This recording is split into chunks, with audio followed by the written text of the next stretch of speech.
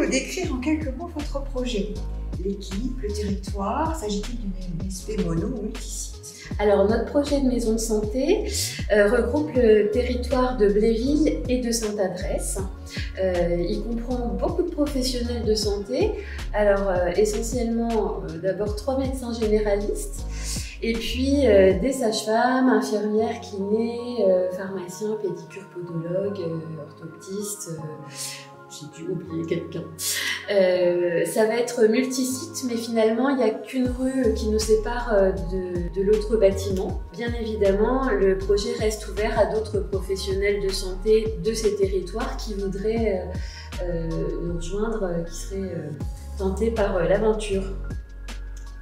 Alors, comment accompagnez-vous les professionnels de santé souhaitant monter un projet de MSP?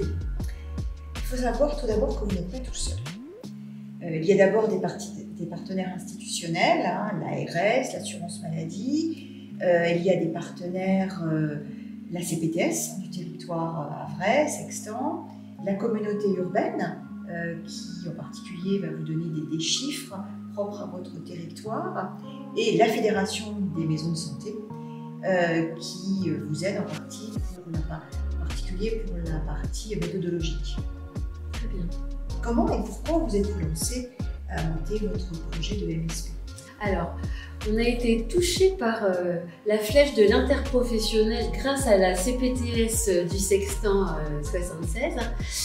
Donc, on s'est dit qu'à notre échelle de patients patients de quartier, ça pouvait être intéressant de continuer à bosser à plus petite échelle en interpo. Après, d'autre part, il y a un réel souci de démographie médicale. Beaucoup de patients n'ont pas de médecin traitant, et il faut essayer d'être plus efficient dans sa pratique avec ceux qui restent, et puis attirer de nouvelles vocations. Et on sait que les jeunes qui veulent s'installer, ils sont vraiment séduits par les exercices en maison de santé. Effectivement, les MSP sont très attractives pour les jeunes professionnels. Et puis sur un plan intellectuel, ça se permet de se remettre en cause, c'est aussi convivial. Les rôles des partenaires.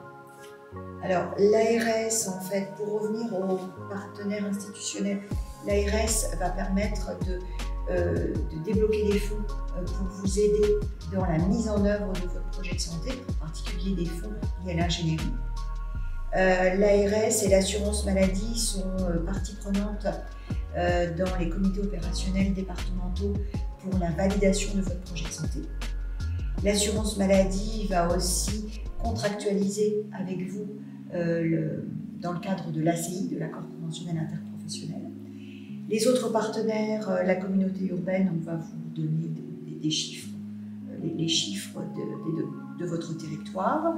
La CPTS et la Fédération des maisons de santé va vous aider pour tout ce qui est méthodologie de projet. Très bien. Comment êtes-vous accompagné par les partenaires? Très bien. Grâce à cette journée, même auparavant, on se sent soutenu, accompagné dans le montage de cette maison de santé, ce qui n'est pas du tout notre cœur de métier, de savoir faire ça.